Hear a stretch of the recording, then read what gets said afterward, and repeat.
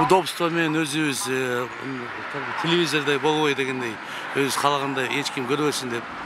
Кыргызстанда ушинтип унаасынын алдыңкы каптал терезелерин мыйзамдуу түрдө караңгылаткандар акыркы 1 жыл ичинде 7000ден ашты. Мындан 2023 жылы өлкө казынасына 594 миллион сом түшкөн. Унаанын каптал терезесин караңгылатууга 2022 жылдын 1-июнунан тарта уруксат берилип, мыйзамдаштырылган. Ошол кезде жол кыймылы жөнүндөгү мыйзамга өзгөртүүлөр киргизилип, тартип бузуу, кылмыштуулуктун санын азайтуу жана бюджетке түшчү каражаттын көлөмүн көбөйтүү пландалган.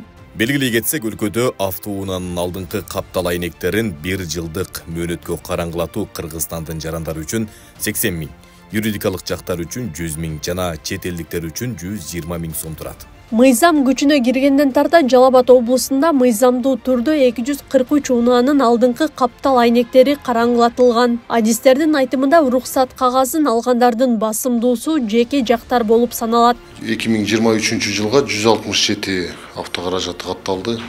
Тонировкага уруксат алышты. Общий 14 миллион 400 миңдей акча түштү ошого.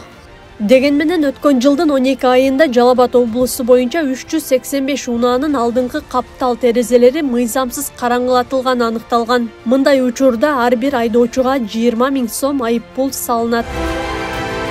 Унаанын алдыңкы каптал айнектерин караңгылатууну ар бир жаран өз каалоосуна жараша акы төлөп жасаса болот. Муну айрымдар коопсуздук жана ыңгайлуулук катары баалашат. Бирок коомчулукта өзүнүн статусун башкалардан жогору көрсөтүп, өзгөчөлөнгүсү келгендерде айнектерин караңгылатып алышат деген пикирлер жок эмес.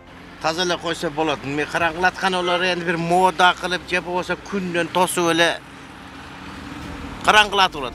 Вообще караңгылатыш керек эмес да оны. Ичидеги жүргөн адам көрүнүш керек. Биз эми кем алган балдарбыз эми. Пулдар көптөр жүрөт да шуна кылып.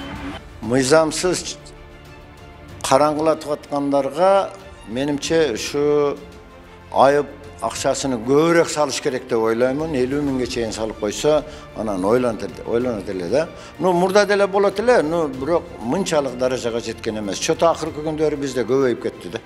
Түшүнгөн, улгайган адамдар үчүн булар өтө эле туура эмес нерсе. Жаштардын, ата-энесинин эрке балдар үчүн ушундай болушу мүмкүн. Мыйзамга ылайык коомдук жана жүк ташуучу унаалардын такси кызматында иштеген транспорттордун терезелерин күңүрттөөгө уруксат жок. Акылай Карабаева, Замирбек Тойчубаев, Регион.